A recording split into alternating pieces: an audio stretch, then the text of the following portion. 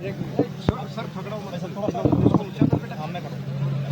आज बांसवाड़ा का दौरा रहा, श्रद्धांजलि समारोह में शिरकत भी की और कुछ राजनीतिक बातें भी हुई। किस तरह का परिदृश्य यहाँ वागड़ का अंचल का दिखाई दे रहा है? मुझे तो लग रहा है कि राजस्थान की सरकार का आधा कार्यकाल पूरा हो गया और बहुत कम ऐसा होता है कि इतने कम समय में सरकार अपना इकबाल खो दे। जनता का विश्वास, क्योंकि पहले 1-2 साल तो जनता समय देती सरकार को काम करने का, लेकिन हर मोर्चे पर आज जो हालात राजस्थान के अंदर हो गए हैं, ग्रामीण क्षेत्र में विकास ठप पड़ा है, उनको सुनने वाला नहीं है। सरकार अभी फंसी हुई है कि ट्रांसफ़र करना है, कैसे करना है, किसको करना है। इतने सारी सत्ता के केंद्र बन चुके हैं कि कोई सुनने वाला यहाँ है नहीं प्रदेश के अंदर, और अधिकारियों के दम पर ही सरकार चल रही है। मुझे जो आज मैंने ज़िले का दौरा किया है, जो कार्यकर्ताओं से मिला हूँ, आम जनता से हमारी मुलाकात हुई है, एक सुबहघाट चालू हो गई है और ये अतिशोक्ति नहीं होगी, लेकिन मुझे लगता है कि भाजपा सरकार की उल्टी गिनती चालू हो चुकी है। और ये बागड़ का क्षेत्र है, डूंगरपुर बांसवाड़ा, यहाँ पर जो आदिवासी अंचल के लोग रहते हैं वो अब उम्मीद खो चुके हैं। अगर उनको कुछ दिखता है तो राहुल गांधी जी, कांग्रेस पार्टी, हम लोग जिस प्रकार से उनके लिए साथ खड़े हैं, उनको उम्मीद की किरण दिखाई देती है।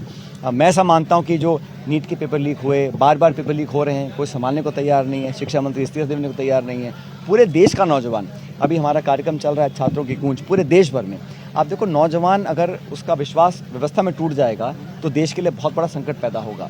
तो ये सरकार ना तो जिम्मेदारी तय करती है, ना अकाउंटेबिलिटी तय करती है, और सिर्फ कोशिश कर रहे हैं कि ये मामला सुर्खियों से हट जाए। अब राम मंदिर अयोध्या में है, वहाँ पे इतना बड़ा चंदा चोरी का मसला हुआ, वहाँ भी सरकार लीपापोती करके लोगों को बचाना चाहती है। तो हर क्षेत्र में मुझे लग रहा है कि किसान हो, अब आप बहाना देते हो खाड़ी के युद्ध का, लेकिन तेल, पेट्रोल, खाद, डीएपी, यूरिया, इसकी कीमतें कहाँ पहुँच चुकी हैं? अभी हाल ही प्रधानमंत्री अपनी पीठ थपथपा रहे थे, लेकिन राजस्थान में तो यहाँ उपलब्धि नहीं है। तो किसान परेशान है, नौजवान परेशान है, ऐतिहासिक बेरोजगारी देश के अंदर है, व्यवस्था बदलने के लिए जनता उतारू है, और राजस्थान के लोग तो मन बना चुके हैं कि यहाँ ठीक 2.5 साल के बाद चुनाव होगा और भारी बहुमत से सरकार कांग्रेस पार्टी की बनेगी। व्यवस्था चरमरा गई है, चाहे कोटा हो, चाहे बीकानेर हो, चाहे बाकी जिले हों, हर जगह ना तो कुछ सुनने वाला है और ना जिम्मेदारी। जब बच्चों की जान जा रही है, हमारी माँ बहनें तड़प तड़प कर अपनी जान दे रही हैं, कौन जिम्मेदार है? अगर व्यवस्था में ना तो निवेश करने को तैयार है, ना उसको सुधारने को तैयार हैं, और जो लोग सत्ता में बैठे हैं अगर वही जवाब नहीं देंगे तो जनता किससे सवाल पूछेगी? आगामी पंचायत चुनाव और विधानसभा चुनाव में चुनौती किसे मानते हैं? भाई ऐसा है, ये सरकार डरी हुई है। अगर चुनाव कराएंगे, हाई कोर्ट की लताड़ पड़ चुकी कई बार, फिर भी जानबूझ के चुनाव नहीं कराना चाहते हैं। उनको मालूम है चुनाव होगा और परिणाम उल्टे आएंगे। ये तो परिसीमन कराना चाहते हैं। ऐसे ऐसे बहाने दिए हैं हाई कोर्ट के अंदर चुनाव ना कराने की, कि गर्मी ज़्यादा है, स्कूल के एग्ज़ाम है। संविधान में लिखा है भाई 5 साल में चुनाव कराने पड़ेंगे आपको। यहाँ लगातार चुनाव से बच रहे हैं, ये बैकफुट पर हैं, डरे हुए हैं, और ये जान रहे हैं कि हमने काम किया नहीं है। सिर्फ अखबार में फ़ोटो आ रही है, विज्ञापन छप रहे हैं, धरातल पर लोग नाखुश हैं।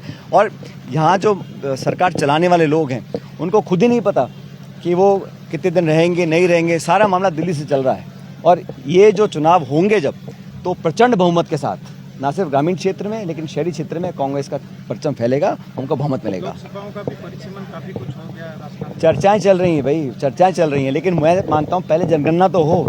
प्रक्रिया ये है कि जनगणना होती है, जनगणना के बाद एक परिसीमन आयोग बनता है, आयोग की सिफारिश होती है, उसके बाद परिसीमन होता है। ये तो जानबूझ के अपने राजनीतिक स्वार्थ को साधने के लिए, अपने हित कैसे पूरे हों, तोड़फोड़ कर परिसीमन करना चाहते हैं। ये संविधान में लिखा ही नहीं हुआ। जनगणना के बाद परिसीमन आयोग बनेगा, आयोग की सिफारिश पे परिसीमन होता है। ये जानबूझ के करना चाहते हैं, जो उन्होंने असम में किया है, जो जम्मू कश्मीर में किया है। अपना राजनीतिक हित कैसे साधें, इस पर ध्यान पूरा केंद्रित है इनका। मैं बता रहा हूँ आपको, इन बातों में ध्यान मत दो। कांग्रेस पार्टी आज ना सिर्फ पंजाब में, उत्तराखंड में, गोवा में, लेकिन आने वाले तमाम विधानसभा चुनाव होंगे, हम चुनाव जीतेंगे। और ये बीजेपी कितनी कोशिश कर ले, उन्होंने शिवसेना हो, एनसीपी हो, तृणमूल कांग्रेस हो, सारे सांसदों को इधर उधर करने का काम किया, क्योंकि ये चाहते हैं जब मैंडेट नहीं है तो एक मैन्युफैक्चर्ड मैंडेट, एक आर्टिफिशियल मैंडेट बनाए संसद के अंदर। लेकिन जनता सब देख रही है। आप सांसद यहाँ वहाँ कर सकते हो, लेकिन पब्लिक जो है वहीं खड़ी रहेगी।